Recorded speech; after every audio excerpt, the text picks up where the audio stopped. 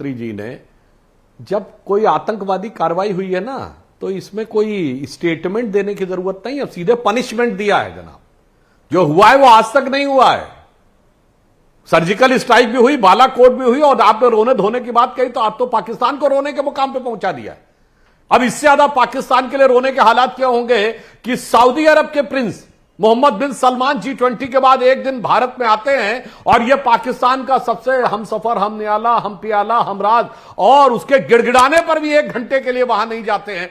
इससे ज्यादा कोई चीज हो सकती है। इसलिए मैं कह रहा हूं, जो प्रधानमंत्री जी ने कहा सही कहा, आपको बड़ी से बड़ी चीज में भी कोई ना कोई रोने की चीज नजर आएगी। आपने कहा हमने उस पर कार्रवाई करके भी रुलाया और डिप्लोमेसी में भी रुलाया। आज उसे पैसे की दरकार है और उसका सबसे बड़ा दानदाता भी उससे मिलने को तैयार नहीं है और हमसे बिजनेस डील करने को तैयार है। बताइए, यूएई हमारे साथ कॉरिडोर बनाने को तैयार है मिडिल ईस्ट और यूरोप से, और पाकिस्तान को फूटी कौड़ी देने को तैयार नहीं। उसके बाद आपको नजर आता है कि हम पाकिस्तान को हैंडल नहीं कर पा रहे। तो मैं कहूंगा जनाब, चश्मा उतारो, फिर देखो यारों, दुनिया नई है, चेहरा पुराना। जी मैं वारिस पठान आपके पास वापस आऊंगा, लेकिन मैं जी मेरे एक ही जवाब देना चाहता हूं। 10 सेकंड में सुधांशु जी को जवाब दूंगा। सुधांशु जी, यही तो प्रॉब्लम है ना कि प्रधानमंत्री को दुनिया भर के मुसलमानों से प्रेम होता है, हमारे देश के मुसलमानों के प्रति प्रेम नहीं है। यहाँ के मुसलमानों को हर दिन मॉब लिंचिंग कर दिया जाता है, कभी गाय के नाम पे मार दिया जाता है, कभी JSR के नाम पे मार दिया जाता है, मगर प्रधानमंत्री उनको सजा देने के अंदर विफल रहे। मॉब लिंचिंग के कानून में कायदा नहीं बनाते सत्र में तो रोना धोना बंद कर सकते हैं। वारिस पठान, अब तो एक नई उमंग, एक अरे भाई रोना धोना, अरे अमीश भाई, कौन रोता है कौन धोता है? प्रधानमंत्री रात दिन बोलते रहते हैं, इनको तकलीफ है। एक चाय वाला यहां तक कैसे पहुंच गया? तो दीवार पिक्चर अमिताभ बच्चन का डायलॉग सुन सुन के थक गए। एक कुली इतना बड़ा बिल्डर कैसे बन गया? डायलॉग बाजी का टाइम खत्म हो गया। सुधांशु जी, पार्लियामेंट ने कुछ अच्छे फैसले दिए तो कुछ ऐसे भी फैसले दिए जिससे हमारा दिल आहत है। आज भी 6 दिसंबर हो गया था, तब क्या हुआ था? कुछ नहीं। डायलॉग बाजी। तो रवि बाबू, आपका रुख देखिए। रहमान साहब की बात की, सालार की बात की, सबको उन्होंने श्रद्धांजलि दी। सुधांशु, दीवार का डायलॉग है, एक कुली यहाँ से बिल्डर बन गया, आज मेरे जेब में 3 रुपया नहीं है, मैं 3 लाख का सौदा करने आ गया हूं। आप मुझे लगता है Waris Pathan, on a lighter note, Waris Pathan, अगर आप नेता नहीं होते तो आज बड़े फिल्म स्टार होते आप। मेरे आजू बाजू में सब वही रहते हैं ना अमीश भाई। मैं जहाँ रहता हूँ में सब, मेरी बिल्डिंग में आजू बाजू सब यही है। इनसे भारी डायलॉग में मार सकता हूं, मगर क्या माने? सुधांशु भाई विद्वान आदमी है। सुधांशु त्रिवेदी अगर नेता नहीं होते तो मोटिवेशनल स्पीकर होते, क्योंकि ये बातें बहुत अच्छी कर लेते हैं। सुधांशु त्रिवेदी। देखिए मान्यवर, हमने डायलॉग की बात नहीं की है, हमने तो कार्रवाई की बात की है, और कार्रवाई हमने सटीक की है, सबके लिए की है। और आपने कहा कि मुसलमानों के लिए मन में कोई बात थी, तो मैं सिर्फ यह बता देना चाहता हूं, देश की जो योजनाएं उसमें 70% मुस्लिमों को कोई ना कोई वो मिला है। और जो आपने कहा मार दिए जाते थे, उसमें आज अयूब पंडित, इंस्पेक्टर अयूब पंडित को भूल गए, लेफ्टिनेंट फैयाज को भूल गए, भारत की सेना के जवान औरंगजेब को भूल गए। ये किसके दौरे हुकूमत में मारे जाते थे लोग?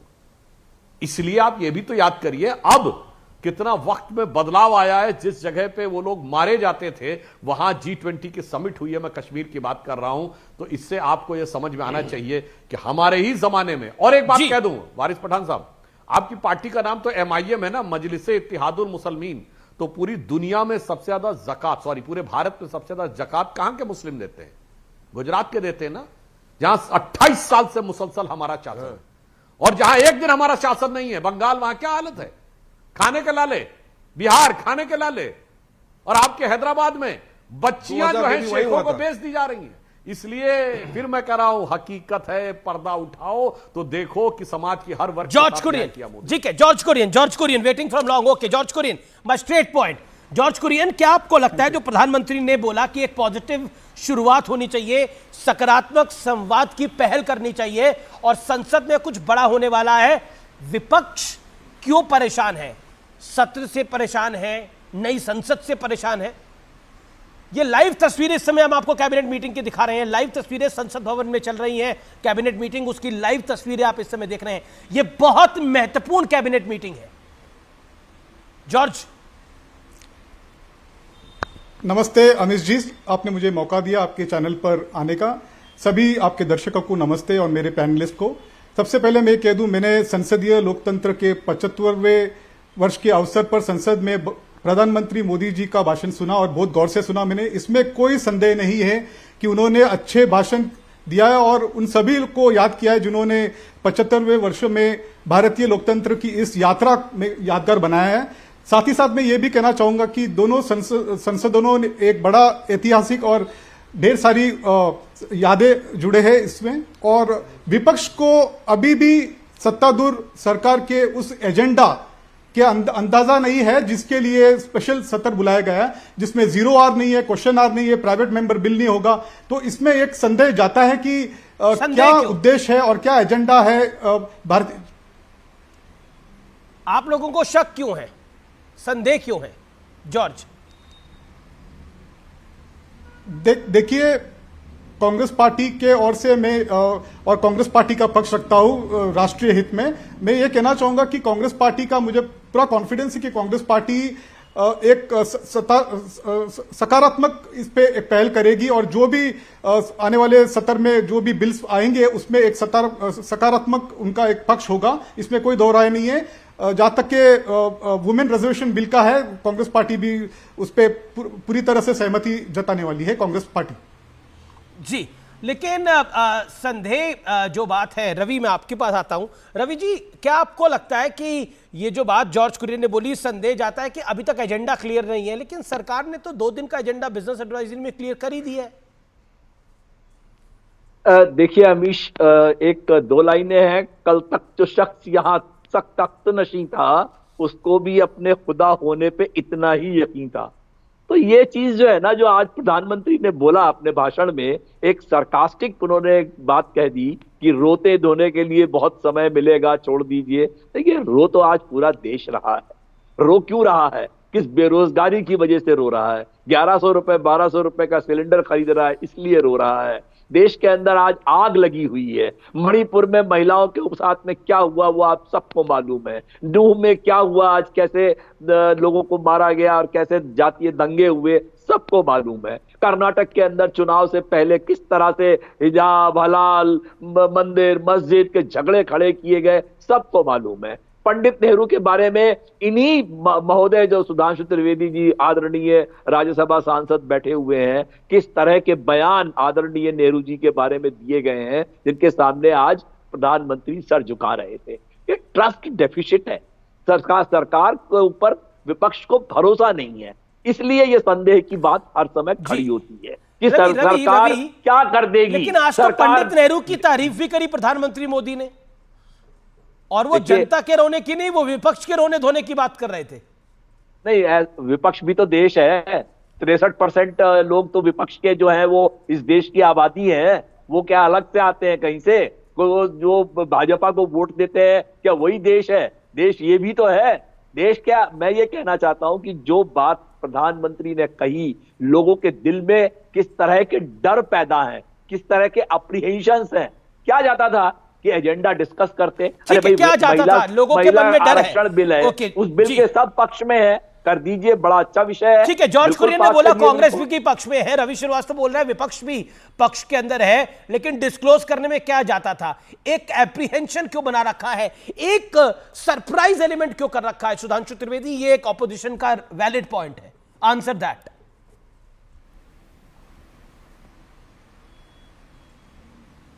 तय हो रहा है, मैं समझ नहीं पाया कि इन्होंने कब कोट किया, मैंने कब पंडित नेहरू के बारे में कोई आपत्तिजनक बात कही है। अगर मैंने कोई नॉन फैक्चुअल बात कही हो तो ये मुझे बता दें, तो मैं उस बात के ऊपर पुनर्विचार करने को तैयार हूं। परंतु मैं ये कहना चाहता हूं कि जो सरप्राइज एलिमेंट की कोई बात नहीं है। देखिए, एक व्यवस्था होती है, संसद का सत्र का नोटिफिकेशन होता है, उससे 3-4 दिन पहले या 4-5 दिन पहले बिजनेस एडवाइजरी काउंसिल की मीटिंग होती है, वो हुई।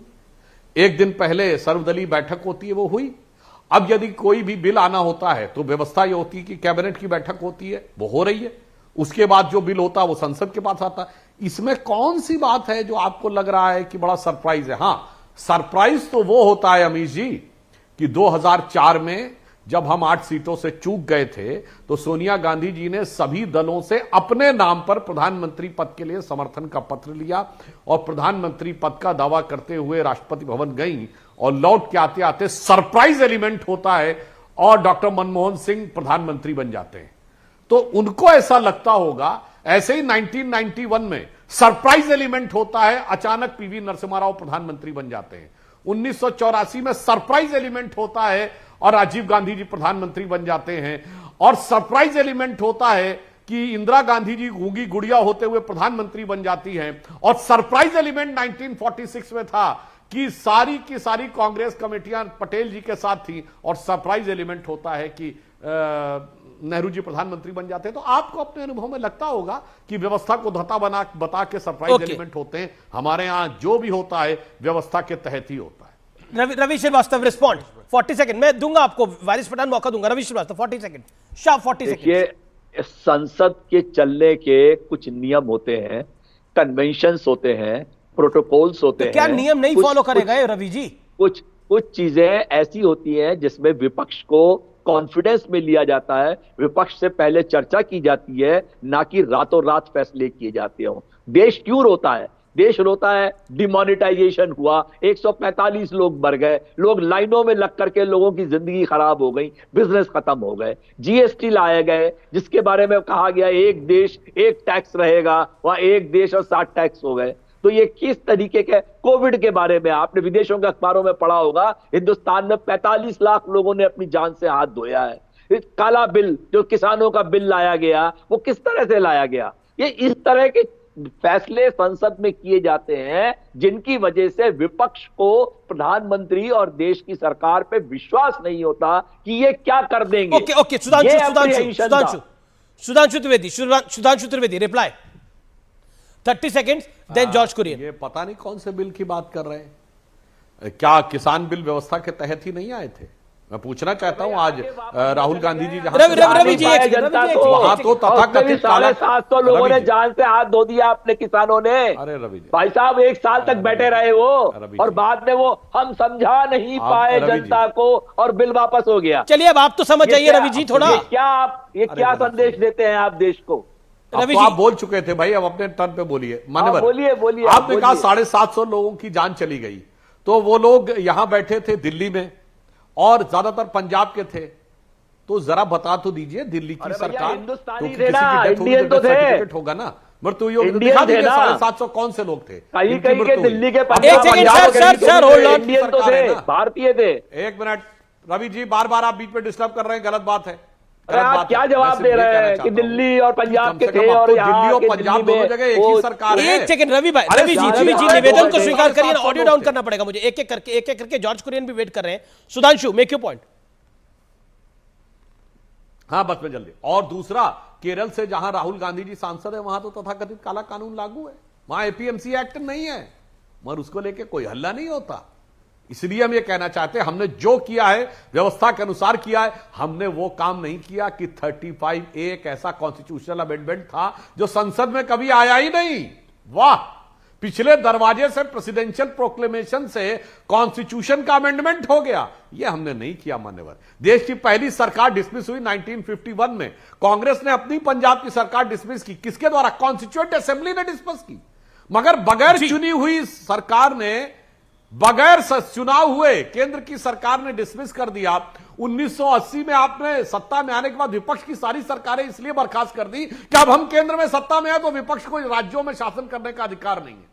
इसलिए मान्यवर, किसने क्या किया है जब बोलिए थोड़ा विचार करके बोलिए। जॉर्ज कुरियन लंबी फेहरिस्त गिना सकता। जॉर्ज कुरियन, ऑपोजिशन को ट्रस्ट क्यों नहीं है, भरोसा क्यों नहीं है कि सरकार क्या करेगी? Point number 1। और आपको यह भरोसा क्यों है कि जो भी फैसला होगा वो चुनाव जीतने को लेकर होगा, जनता को भ्रमित करने के लिए होगा? ये पहले से ही लाइन बोली जा रही है। ऐसा क्या लग रहा है आपको हो जाएगा? What will happen?